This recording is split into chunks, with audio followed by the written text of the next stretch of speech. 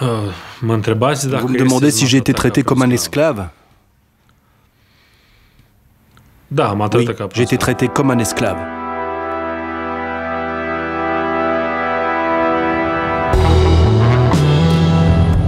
Moi, je me casse la nénette, je paye tout à prix fort, je vais dire, les ONSS et tout, et que de l'autre côté, eux, voilà, font recours à ces pratiques-là.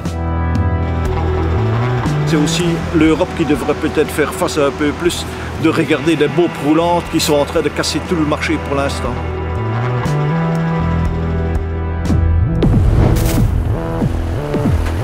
C'est l'histoire d'un système d'exploitation à des fins de rentabilité économique.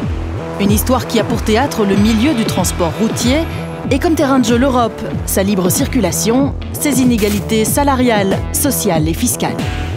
Une histoire dans laquelle deux chauffeurs qui font le même travail au sein de la même entreprise ne sont pas payés de la même façon, ne bénéficient pas de la même protection sociale et ne touchent pas la même pension.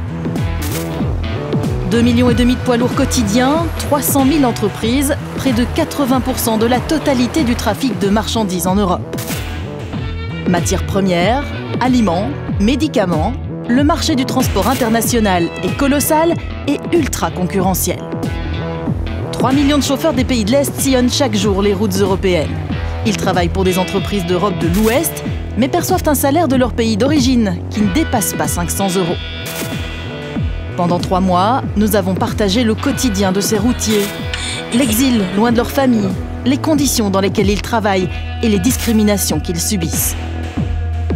Nous sommes aussi allés en Roumanie, voir comment et pourquoi certaines grosses entreprises belges de transport se sont installées là-bas. Nous nous sommes enfin demandé pourquoi les poids lourds sont si peu contrôlés alors qu'ils représentent le plus grand danger pour notre sécurité. Chauffeurs de l'Est, esclaves de la route, c'est le sujet de notre investigation.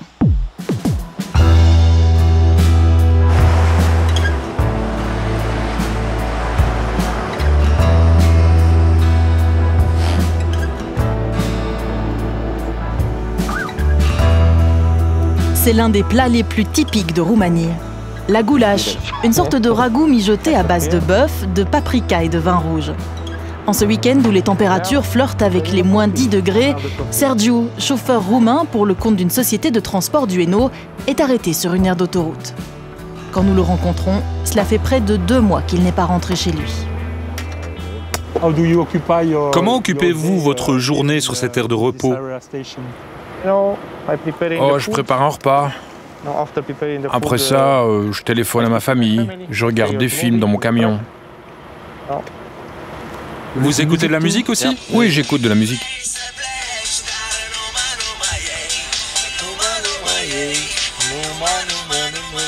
C'est en 2018 que Sergiu décide de se lancer dans le transport international.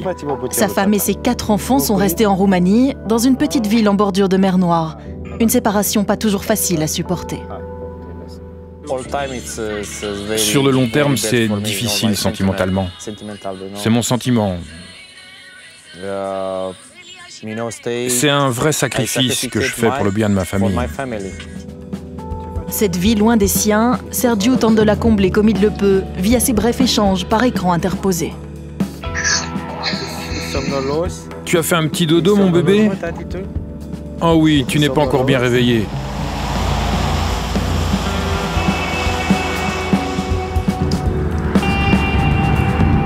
L'employeur de Sergiu, c'est une entreprise belge qui transporte des produits chimiques aux 4 coins de l'Europe. Hier, il était en France, il y a 3 jours en Espagne, et demain matin vers 5 h, il recevra un nouvel ordre de mission. Un métier de routier qu'il apprécie, mais qui l'a contraint à l'exode. Je suis venu en Belgique parce qu'en Roumanie, il n'y a quasiment pas de travail. C'est difficile d'y gagner sa vie. Et en plus, le métier de chauffeur routier est mal payé là-bas. Le camion, c'est ma 2e maison. C'est ici que je passe la plupart de mon temps. Cela me permet d'épargner un maximum d'argent. Il faut dire que ce que gagne Sergiu ici est largement supérieur à ce qu'il pourrait gagner en Roumanie.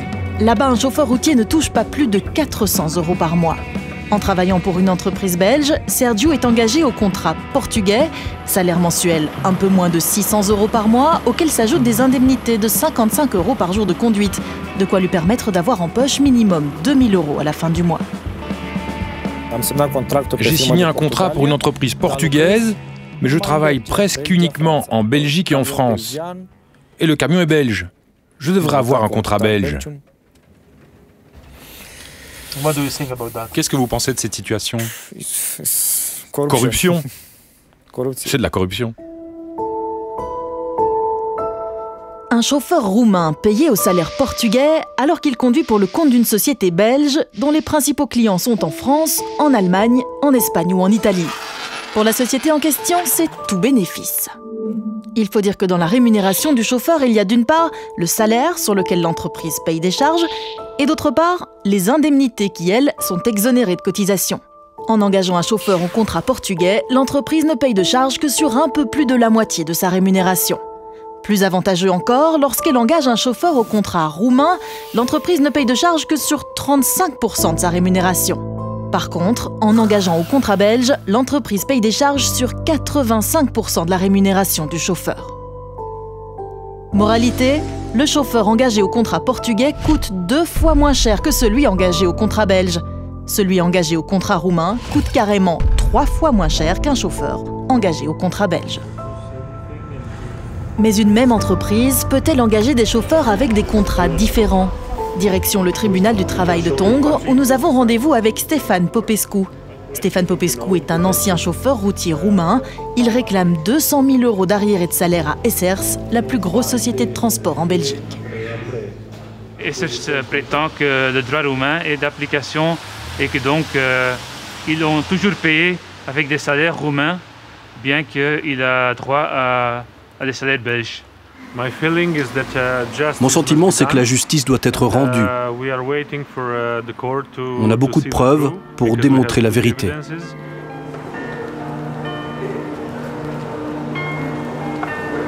Malgré ces démêlés judiciaires, Ștefan a décidé de rester en Belgique. Sa femme et ses 5 enfants l'ont rejoint ici, à Hasselt, dans le Limbourg, où Ștefan a désormais ses habitudes. 4 gaufres pour mes bébés. Pour mes enfants. Mon néerlandais n'est pas très bon, mais je m'entraîne. C'est en 2010 que Ștefan pose la première fois le pied sur le sol belge. Un trajet en camionnette depuis la Roumanie jusqu'ici à Genk, le centre névralgique de l'entreprise SRS. Le premier contact de Ștefan avec la société est plutôt bon, même si aujourd'hui il se dit que ses droits et le respect de sa dignité n'étaient pas vraiment une priorité.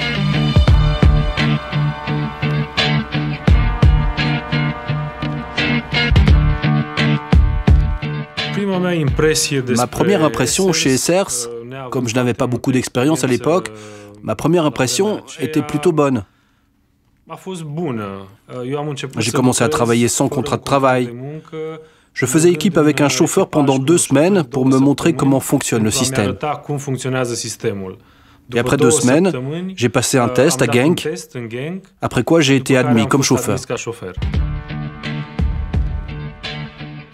Ștefan finit par être engagé, pas au contrat belge, mais au contrat roumain. Comme on le voit sur ces photos, le salaire qu'il perçoit est de 1050 lei, soit 270 €. Plus toute une série d'indemnités sur lesquelles la société SRS ne paye quasiment aucune charge. Son travail est apprécié et il devient l'un des hommes de confiance de la société.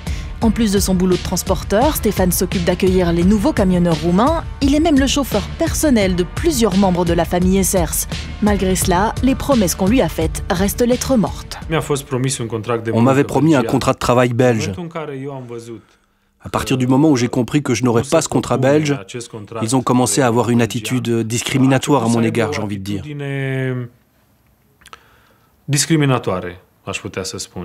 Et pour finir, ça a été jusqu'à me renvoyer en Roumanie. À partir de ce moment-là, je ne travaillais plus pour la flotte occidentale, pour la Belgique, mais pour la flotte roumaine, avec interdiction de quitter le pays. L'entreprise a tenté de me ramener au salaire le plus bas possible, et ce salaire était déjà très bas. Ils ont tout fait pour que je parte de mon plein gré.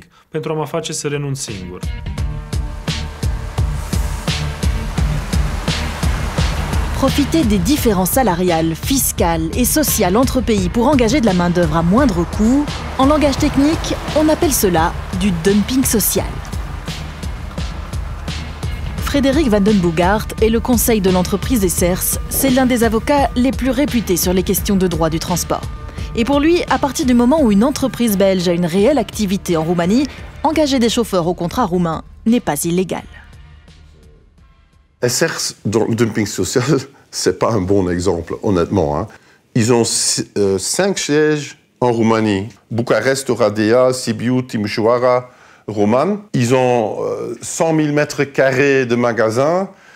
Ils ont une activité réelle, importante dans le pays de transport, de logistique. Ils ont des boîtes en Belgique, Pays-Bas, Luxembourg, France, Espagne, Italie, Allemagne, Danemark, Norvège, Lituanie, Pologne, Roumanie, Moldavie, Bulgarie, Turquie, Argentine, Bolivie. C'est pas des boîtes postales.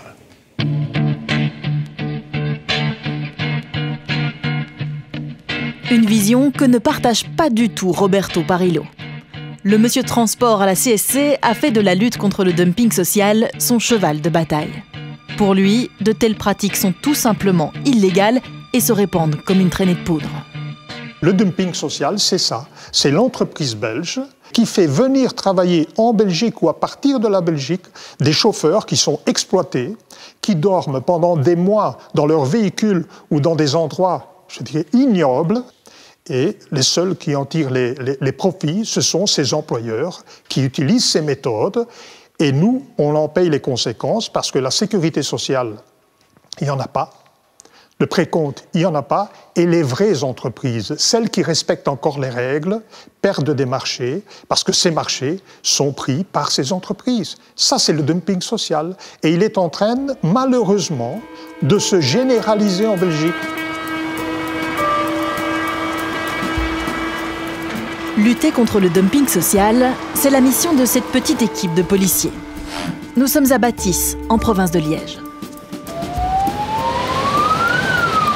À la tête de cette brigade, le chevronné Raymond Losberg, 44 années de carrière comme policier de la route et un nez particulièrement affiné pour repérer les infractions. Papier du véhicule? Il faut dire que le travail ne manque pas. Ici, Raymond vient d'interpeller un chauffeur roumain qui roule pour le compte d'une société autrichienne. Le camionneur a un usage plutôt parcimonieux de son tachygraphe, sorte de boîte noire dans lequel il doit enregistrer tous ses déplacements. Ici, on regarde donc le jour du contrôle les 28 jours précédents. Actuellement, c'est ça que l'Europe nous permet de vérifier. Hier, comme il l'a dit, je lui avais déjà posé la question, il a commencé en Autriche. Mais il vient de Roumanie, il m'a dit, avec un microbus qu'ils disent toujours, donc avec un minibus, il doit l'encoder, il ne l'a pas fait. Là, il n'a pas fait d'encodage, donc il y a quand même déjà pas mal d'infractions. Et quand le policier vérifie les pays par lesquels le chauffeur a transité, il remarque que celui-ci ne retourne jamais en Roumanie. Il a fait l'Angleterre, il a fait l'Autriche, l'Allemagne, France, Royaume-Uni. Je ne vois pas apparaître la Roumanie, donc la tendance vers la Roumanie, elle se limite à l'immatriculation et au chauffeur. Très souvent, avec la barrière de la langue, la méconnaissance des règles, lorsque tombe la sanction, l'incompréhension et la colère prennent le dessus. Regardez. Pour la police belge, c'est jamais bon. On n'est jamais en ordre, jamais. Regardez avec moi, s'il vous plaît. Qu'est-ce que je dois regarder? Qu'est-ce que je vois ici? Rien. Vous n'avez fait aucun encodage manuel. C'est une obligation. Normalement, il y a 1, 2, 3, 4, 5 pénalités. Vous allez chez le juge va vous faire payer 5 fois 1320 €. Ok, vous appelez votre compagnie et vous revenez. À peine quelques minutes, revoilà notre chauffeur muni d'une carte de banque que la société vient de créditer. Payer l'amende et reprendre la route au plus vite, la plupart des grosses sociétés de transport utilisent le même procédé. Lorsqu'il s'agit de lutter contre le dumping social, les policiers doivent vérifier que certaines règles sont bien respectées. L'Europe vient de fixer de nouvelles normes plus strictes, c'est ce qu'on appelle le paquet mobilité, dont voici les principales dispositions. Toutes les semaines, le chauffeur doit prendre un repos obligatoire de 45 heures en dehors de son véhicule. Les frais d'hébergement sont payés par l'employeur. Toutes les 4 semaines, le chauffeur a l'obligation de retourner dans son pays ou dans le pays où est établi son employeur. Toutes les 8 semaines, le camion doit retourner dans son pays d'immatriculation. Cette mesure n'entrera en vigueur qu'en février 2022. Ces règles, elles sont très régulièrement transgressées.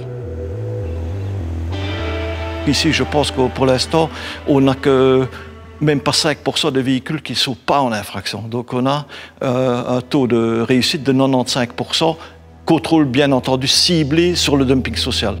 Et il n'y a pas que les entreprises de transport d'Europe de l'Ouest qui sont dans le collimateur. La recherche du moindre coût concerne tout autant les sociétés d'Europe de l'Est. La semaine passée, j'ai eu un véhicule lituanien qui est conduit par un Ouzbek. Je lui ai même demandé, tu viens d'où toi? T'es à combien de kilomètres? Il me dit, je suis à plus de 7000 kilomètres de chez moi.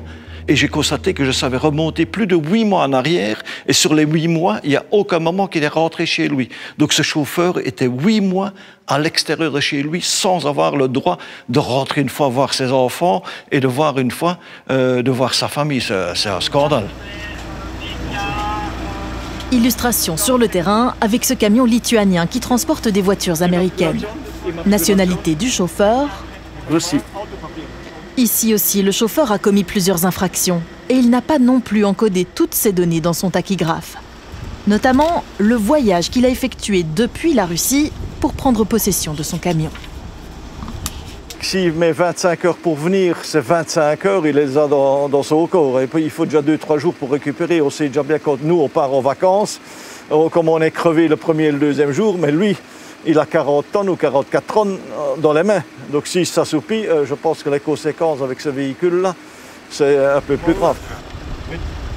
Outre les dangers potentiels pour les autres conducteurs, ce type de pratique, c'est aussi de la concurrence déloyale envers les petites sociétés belges de transport.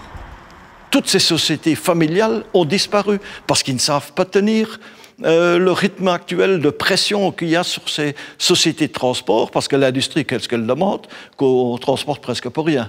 Il y a actuellement des sociétés, je dirais presque, qui se prostituent, ils roulent à 70 cents, voire 60 cents au kilomètre. Il n'y a aucune société belge qui sait le faire, si il le fait honnêtement. Oui, Dani. Oui, ben ça va, ok, je lui dis ça. Il n'est pas à côté de toi, non? Et justement, une petite société de transport familial, en voici une. Celle de Pierre, qui compte une dizaine de poids lourds. Mon père a toujours fait ça. Ils avaient des vaches avant, et puis il s'est mis à rouler, et puis il a acheté un camion d'occasion, puis un deuxième, puis un troisième quand je suis arrivé. Et puis moi j'ai repris il y a 8 ans, et là maintenant on en a 10. Ces 8 dernières années, son entreprise implantée à Bastogne, en province de Luxembourg, a presque doublé son chiffre d'affaires. Stratégie gagnante, un repositionnement sur une clientèle presque exclusivement belge et la fin quasi définitive des activités de transport international. Je laisse ça aux Polonais, comme je dis. Donc, moi, plus près de la maison, mieux c'est. Quand vous dites les Polonais, sont les chauffeurs des pays de l'Est? Oui, voilà, les chauffeurs des pays de l'Est qui roulent pour des boîtes belges ou même des boîtes étrangères, mais qui emploient de la main-d'œuvre moins chère. Dans la société de transport de Pierre, il n'y a pas de camionneurs des pays de l'Europe de l'Est. Tous les chauffeurs routiers sont belges et disposent d'un contrat belge. Notre patron paye donc ses charges et ses taxes selon les normes belges, avec parfois le sentiment de faire figure d'exception. Sur l'autoroute Anvers-Gand, ça se demandait si on est en Belgique. Hein. Il y a des plaques, les remorques sont belges, mais les camions sont slovaques, polonais, roumains. Et quand vous dites ça, vous ne fustigez pas ces gens qui viennent travailler ici en Belgique? Non, eux n'en peuvent rien, ils font le travail, ils viennent quand même chercher de l'argent, quand même si c'est pas payé comme on devrait être payé en Belgique, ils ont plus de salaire que chez eux. Et bon, il faut le faire, hein, ils partent 3-4 mois de chez eux, ils n'ont quand même pas un salaire mirobolant. À l'instar de l'entreprise de Pierre, 90% des sociétés de transport en Belgique sont des petites et moyennes entreprises. Quelques camions tout au plus, du transport national, voire du petit international, et une clientèle de fidèles. Michael Reul est le président de l'UPTR, l'une des 2 principales fédérations qui défend les intérêts des transporteurs belges. Et pour lui, impossible de revenir en arrière. La réalité des années 90, qui étaient les belles années regrettées par de nombreux entrepreneurs en Belgique, est totalement dépassée, c'est révolu. Donc aujourd'hui, au grand malheur de certains, le transporteur belge, le chauffeur belge, ils tournent quelque part autour de l'église du village, là où ils sont compétitifs, avec un relatif bonheur. À côté de ces PME, il reste néanmoins quelques gros acteurs belges actifs à l'international. Au nord du pays, il y a SRS, la plus grosse société de transport du pays. 2700 chauffeurs, 1475 camions, 3340 remorques et 1 million de mètres carrés d'entrepôts. Chiffre d'affaires en 2019, 746 millions d'euros. Au sud du pays, l'entreprise Jost, plus grosse société de transport wallonne. 1900 chauffeurs, 1400 camions et 3000 remorques. 500 000 mètres carrés d'entrepôts, chiffre d'affaires en 2019, 350 millions d'euros. Est-ce que c'est possible aujourd'hui d'employer des chauffeurs belges et de faire de l'international? Pour une minorité, ça continue à exister. Pour une majorité, ils sont passés via une succursale, une filiale dans un pays de l'Est ou plus récemment via le Portugal ou d'autres structures. Beaucoup sont allés plus simplement au Luxembourg avec toutes les réserves que nous avons pu émettre quant à ces constructions. Et effectivement, SRS comme Jost disposent toutes les deux de plusieurs filiales à l'étranger. Alors comment fonctionne ce principe de la filiale et qu'est-ce que cela permet? On vous explique. 1. Une société de transport belge crée une autre société dans un pays de l'Est, disons en Roumanie. 2. Cette société roumaine engage alors des chauffeurs au contrat roumain avant de les envoyer vers la société mère en Belgique pour faire du trafic international. 3. La pratique reste dans les clous de la loi si la filiale a une vraie activité sur place et si le chauffeur a 25% de son activité en Roumanie. Si ces conditions ne sont pas remplies, on parle alors de société fictive ou d'entreprise boîte postale. C'est clair que je comprends le chauffeur qui, chez lui, a 500 € brut par mois en Roumanie. Il a 3 enfants. Il y a un enfant à l'université et donc le fait de venir travailler ici pour 1500 ou 1600 € lui permet de faire en sorte que sa famille vit dignement. Très bien, je le comprends. Mais en faisant cela, c'est pas lui qui est le gagnant dans l'opération. C'est l'entreprise qui va l'utiliser pour augmenter de manière substantielle ses profits. Et justement, voici un exemple concret de ce que permet une filiale dans un pays de l'Est. Nous prenons la direction de Maastricht, aux Pays-Bas. Un vol privé en provenance de Bucarest est en train d'atterrir sur le tarmac de l'aéroport. À son bord, une centaine de chauffeurs routiers roumains acheminés ici par l'entreprise Jost. Notre présence est très vite repérée et nous comprenons rapidement que nous ne sommes pas les bienvenus. On tente de nous empêcher de filmer. On prend aussi des photos de notre véhicule, alors que plusieurs bus affrétés par la société sont prêts à démarrer. À la manœuvre, ce que l'on appelle chez Jost les formateurs roumains, notamment cet homme que nous filmons discrètement. C'est lui qui organise le dispatching des routiers dans les différents entrepôts du groupe.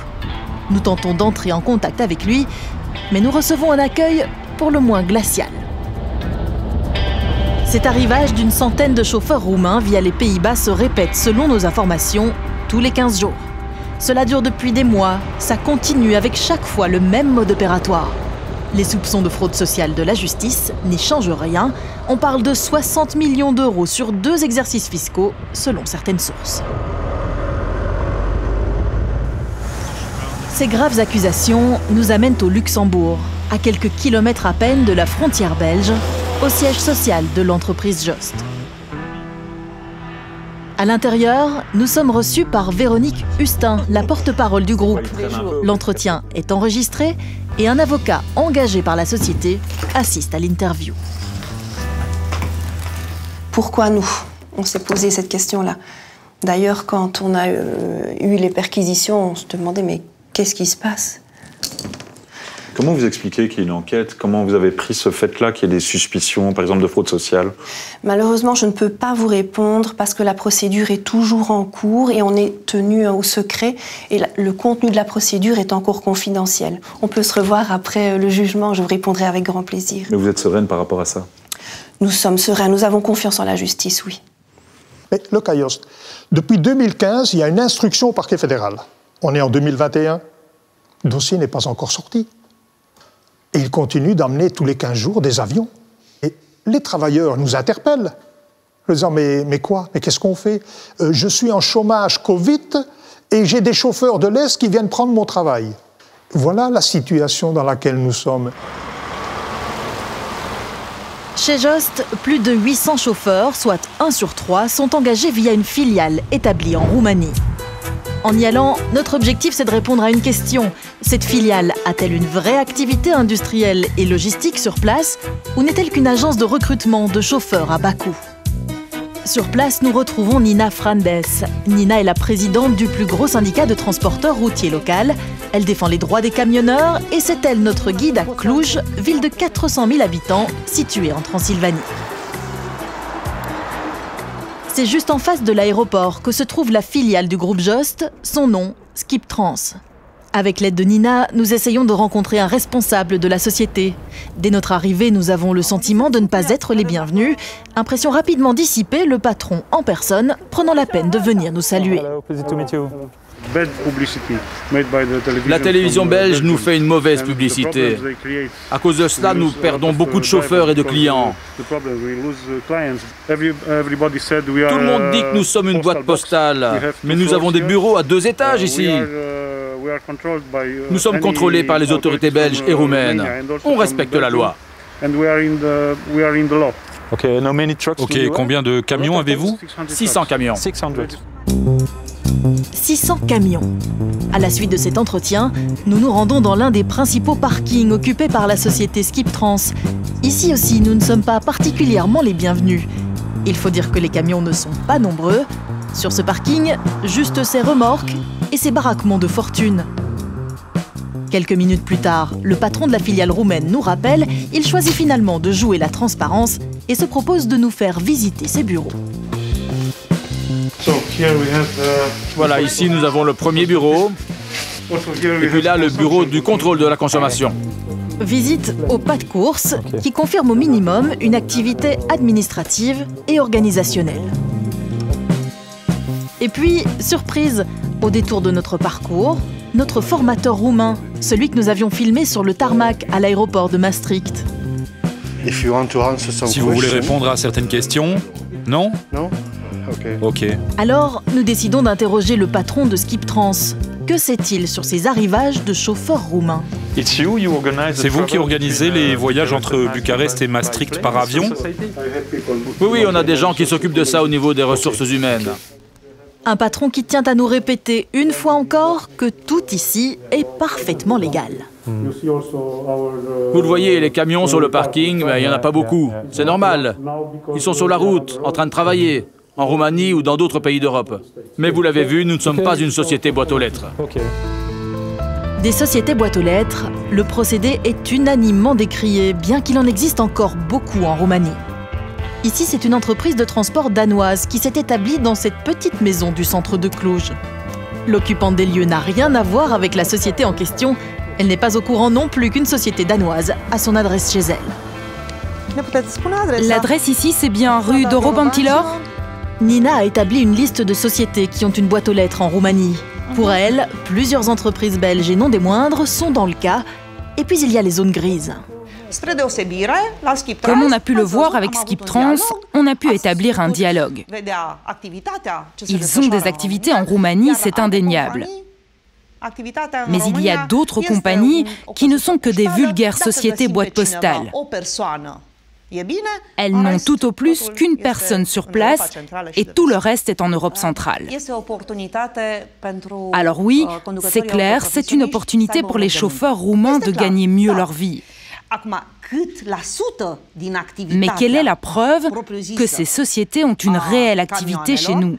Ça, c'est aux autorités de le vérifier. Comme le pourcentage d'activité en Roumanie, d'une société comme Skiptrans, par exemple.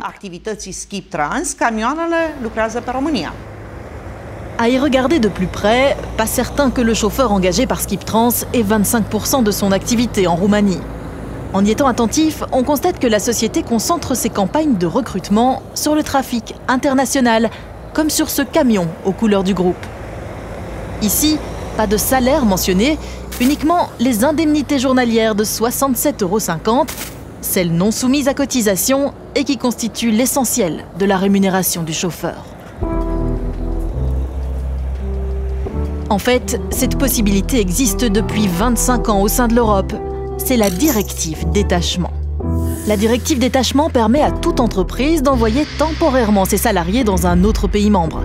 Ces travailleurs bénéficient des mêmes conditions de travail du pays d'accueil, salaire minimum, période de repos, congés payés, mais les charges sociales restent, elles, celles du pays d'origine. Attention, cela ne peut être que temporaire, sous peine de déséquilibre. Mathieu Gross a été 20 ans député européen. C'est un fin connaisseur des questions de transport. Et pour lui, la directive détachement fait entrer le dumping social dans les mœurs. La directive détachement, elle va donner l'occasion à une entreprise d'occuper des gens d'une autre nationalité dans un pays bien précis, à des conditions sociales différentes des gens du pays. Et pourtant, tout le monde devait être égal devant la loi. Donc, mais fondamentalement, ça rend le dumping social légal. Dès son instauration, la directive détachement avait créé de nombreux grincements de dents. Plus encore, au fur et à mesure de l'adhésion progressive des différents pays de l'Est à l'espace économique européen, notamment chez nous, où le secteur a perdu de nombreux emplois. Pierre, lui, n'est pas le plus grand défenseur de cette directive qui, selon lui, ne génère que de la concurrence déloyale légalisée. Moi, je me casse la nénette, je paye tout à prix fort, je vais dire, les ONSS et tout, et que de l'autre côté, dans le même métier, entre guillemets, le transport, mais qu'eux, voilà, font recours à ces pratiques-là. Il faut dire que certaines grosses entreprises ont une vision permanente du détachement. Les chauffeurs détachés enchaînant les rotations et restant de longs mois loin de chez eux, avec des conditions de vie pas toujours évidentes. I'm the problem. C'est un chauffeur roumain dans un état second, un peu groggy, qui se fait réveiller par le contrôle d'un policier de la route. When you stop. Your boss is Belgium? Portugal? Mafia Belgium. Mafia Belgium. Ok. Le chauffeur transporte des produits dangereux et il bloque la sortie de cette aire d'autoroute depuis plusieurs heures. Moi, je suis un esclave. Infraction principale, le chauffeur prend ses 45 heures de repos hebdomadaires dans son camion. C'est interdit. Mais ici, les policiers veulent aussi s'assurer qu'il ne va pas reprendre le volant dans cet état et savoir depuis combien de temps il est sur la route sans être rentré chez lui en Roumanie. Il est dans sa 9e semaine d'activité. La vitesse détaillée. 9e, c'est quand même beaucoup. Ça fait 2 mois. Hein. Ça fait 2 mois, oui. Je comprends pas. Je comprends pas. Et on accepte ça, plein milieu d'Europe. C'est un malheureux. C'est une victime du système. Du moment que la marchandise arrive, qu'on commande sur Internet, que la marchandise arrive 2 jours après, on se tracasse même les petites camionnettes, c'est la même chose. On se tracasse même pas du chauffeur qui vient le livrer. On se tracasse pas qu'il a commencé à 5 h du matin et à 20 h qu'il est toujours en train de rouler et qu'il a mangé sa tartine en roulant. Tout le monde s'en fout. C'est un scandale. Parmi les transporteurs routiers, Raymond Losberg n'a pas que des amis. Notamment chez certains transporteurs belges, comme du côté de l'entreprise Jost, qui a récemment déposé une plainte pour harcèlement contre notre policier. Elle pense qu'on la contrôle de trop. Pour l'instant, l'affaire est toujours en cours. J'attends toujours la réponse de la justice. Vous avez harcelé cette société Jost, en l'occurrence? Je pense qu'il y a d'autres sociétés qui sont beaucoup plus ciblées que cette société-là. Et je pense que si on est en règle, je pense qu'il n'y a pas à craindre un contrôle de police. Apparemment, vous auriez l'impression qu'il passe son temps à contrôler les camions de votre groupe. Vous voyez pas? Je ne suis pas au courant, je suis désolée. Oui, non. Une affaire qui est en cours aussi. Non, je ne suis pas au courant. Pendant notre enquête, nous avons fait la rencontre de quelqu'un qui a travaillé plus de 9 ans comme garde de sécurité chez Jost. Quelqu'un chargé de surveiller l'entreprise et qui la connaît donc dans ses moindres recoins. L'homme nous livre un témoignage pour le moins interpellant, D'abord lorsqu'il nous amène devant ce bâtiment à Herstal, où seraient hébergés les chauffeurs roumains lorsqu'ils arrivent en Belgique. C'est dans quel état? Disons qu'on a fait appel plusieurs fois au service hygiène parce que ce n'était pas très propre. Ils ont dû intervenir à plusieurs reprises concernant les rats, etc. Ce bâtiment est protégé des regards indiscrets. Les formateurs roumains veillent au grain si besoin. Moi, vous me montrez et on va ensemble. Et vous me montrez ce que je peux filmer, ce que je peux garder, il n'y a pas de problème. Victime de 2 hernies discales, Frédéric a été contraint de quitter l'entreprise Jost il y a un peu plus d'1 an. Des raisons de santé et surtout la façon dont, selon lui, la société se comporte avec ses chauffeurs des pays de l'Est. Les camions de fortune comme Couchette l'ont fortement marqué. Mais c'était souvent des camions qui étaient à l'abandon pour vendre et ils étaient plus équipés de mazout, de Webasto, donc il n'y avait pas de chauffage dedans. Donc les chauffeurs devaient vraiment se démerder. C'était dur de passer la nuit là-dedans? Bien sûr, hein. Je ne l'aurais jamais fait, moi. Donc ça, c'est de la maltraitance pour vous? C'est certain. Pour moi, oui, c'est de la maltraitance. Il n'y a rien d'autre que ça. Et puis quand on faisait nos tours de garde et qu'on retrouvait les chauffeurs dans les salons, dans les cuisines, entassés l'un sur l'autre parce qu'ils ne savaient nulle part où dormir, ne me dites pas que ce n'est pas de la maltraitance. Et puis, moi, ce qui m'a choqué vraiment, c'est qu'ils ont pris des chauffeurs, qu'ils ont tapé dehors, sans discussion, avec leurs propres valises, et ils devaient se démerder. Ils étaient à pied pour rentrer en Roumanie. Petit à petit, Christophe a commencé à s'inquiéter, notamment lorsque le parquet fédéral a placé en détention préventive le patron Roland Jost et 2 autres collaborateurs. Moi, j'ai eu peur qu'à un moment donné, on vienne me dire que moi, j'ai maltraité les chauffeurs, étant donné que vu que je faisais mon travail, que j'étais avec la direction pour le faire. Mais quand je vois une société comme ça qui prend, je vais dire, 10 chauffeurs pour le prix d'un qui peut payer en Belgique, ce n'est pas normal. De la façon qu'ils les traitent, c'est des esclaves. Il n'y a rien d'autre. Qu'est-ce que vous répondez à ceux qui disent Jost Group et quelques grosses enseignes qui ont recours comme ça de manière massive à des camionneurs des pays de l'Est pratiquent en fait une forme d'esclavagisme moderne? Oui, mais je pense que ces personnes devraient peut-être élargir leur conscience de ce qu'est le marché du transport en Europe, surtout pour des sociétés qui ont une taille comme la nôtre et plus grande, bien entendu. Si vous ne passez pas à une structure plus large qui peut fournir de la main-d'œuvre, c'est impossible. Vous ne pouvez pas répondre aux besoins des grands comptes, c'est impossible. Mais quitte à transiger avec la dignité humaine? Jamais. Jamais. Non, jamais. Lorsqu'il travaillait chez SRS, Stéphane était lui aussi logé dans des conditions pour le moins précaires. Parfois à dormir dans son camion, parfois dans ce container que les dirigeants de la société avaient ironiquement appelé El Paradisio.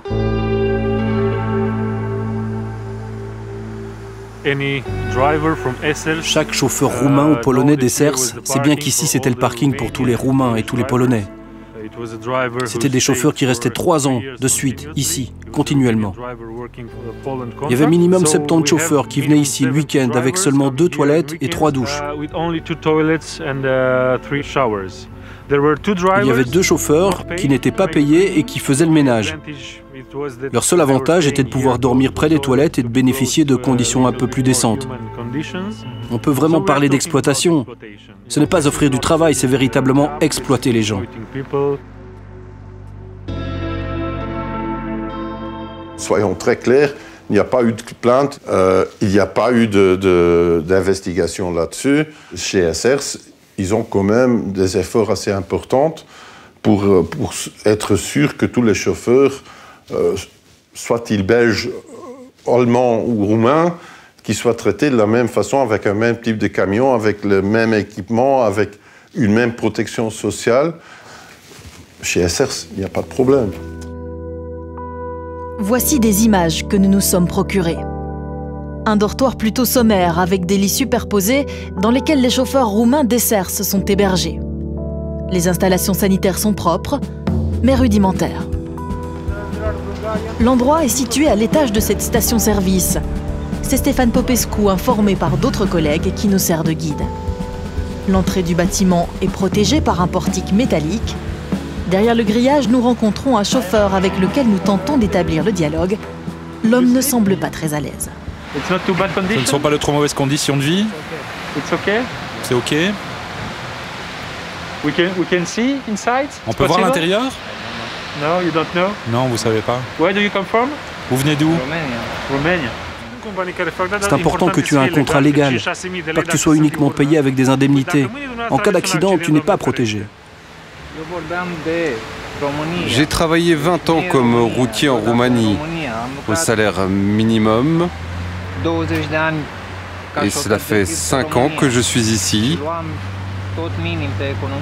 Je fais des économies, puis je retourne chez moi. Tu sembles triste.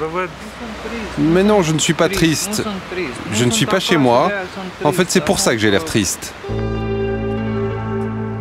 Exploiter un individu pour s'enrichir, le faire travailler dans des conditions difficiles, dangereuses et contraires à la dignité humaine, on parle de traite d'êtres humains.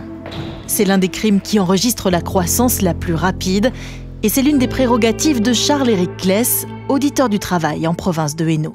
Quelles sont les expériences les plus choquantes que vous ayez vécues justement, par exemple, en matière de traite d'êtres humains? On a déjà eu des transporteurs polonais qui sont venus se plaindre à la police parce que réclamant leur salaire non payé depuis plusieurs semaines à leur employeur, l'employeur a sorti une arme et a tiré à côté d'eux pour leur faire peur et leur signifier en fait qu'il n'hésiterait pas à les tuer. Et d'ailleurs, il leur a dit qu'il avait déjà tué d'ailleurs un de leurs collègues et qu'il était au fond du jardin. Charles-Éric Claes mène ponctuellement des opérations de contrôle conjointes avec la police et l'inspection des lois sociales. Ici, ça se passe sur une autoroute en province de Hainaut et le mot d'ordre est très clair, pas le temps de s'occuper de tout le monde. Camionnette, camion, autocar, la totale, en belge, du moment que c'est du belge. Il faut dire que les effectifs manquent, alors que dans le même temps, le gouvernement a fait de la lutte contre le dumping social l'une de ses priorités. On constate sur le terrain qu'en fait on manque énormément d'inspecteurs sociaux et que les services de police sont un peu démunis par rapport au dumping social.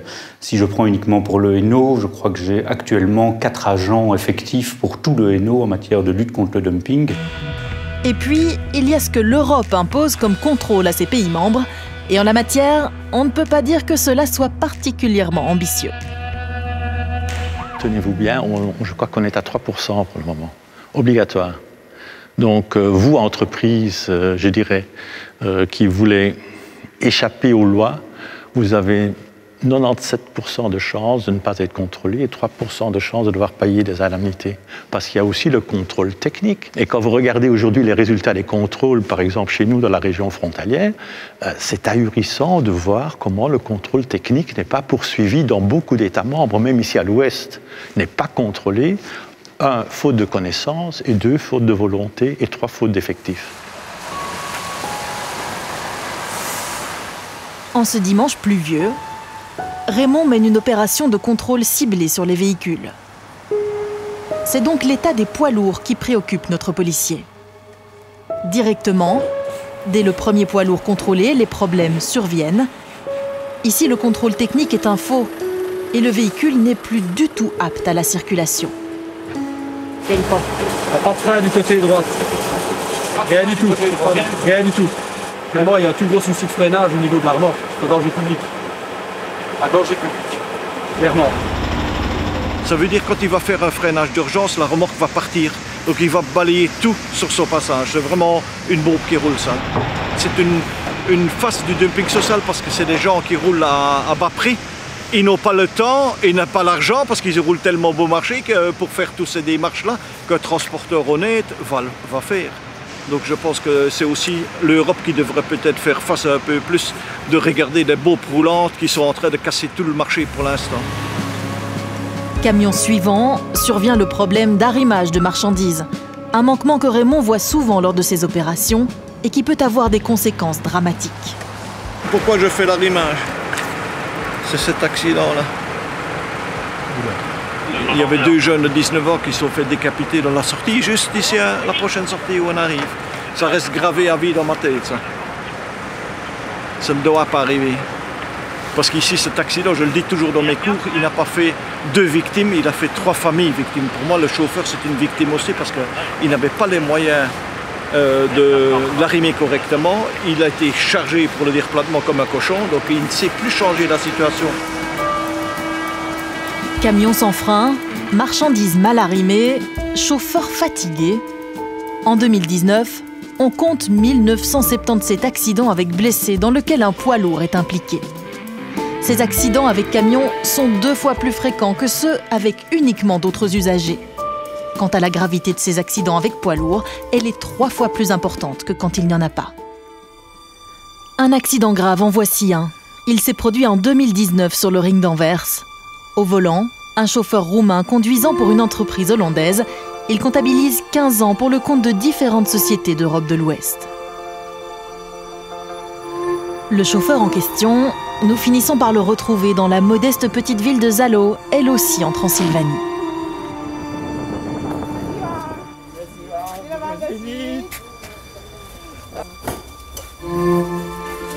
À 52 ans, Marian a du mal à monter les escaliers. Des séquelles de son accident qu'il conservera toute sa vie. L'homme nous accueille dans son modeste appartement et quand nous lui demandons de nous raconter ce qu'il s'est passé, l'émotion et le fatalisme prennent le pas sur le fil des événements.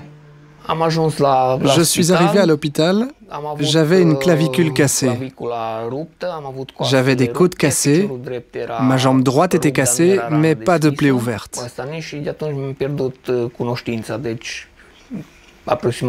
Ensuite, je suis tombé dans le coma pendant environ 3 jours. Suite à l'accident, le système de santé a considéré que je ne pouvais plus travailler comme chauffeur. Et on m'a mis à la pension. Je touche 900 lei, soit environ 185 € par mois.